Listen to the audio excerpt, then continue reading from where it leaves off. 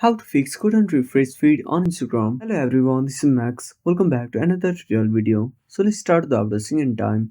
Also make sure to watch this video till the end. First of all, open up your Play Store.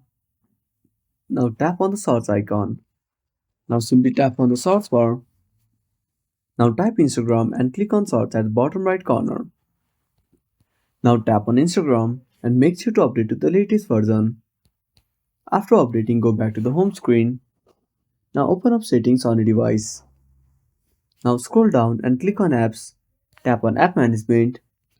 Again scroll down. Now find Instagram. Now tap on it. Now click on force stop. Now go to storage usage. Now tap on clear data. Now tap on delete and restart the application. I hope this should fix it soon. So that's it. Thanks for watching. Make sure to subscribe our channel and hit the bell icon. See you in the next video.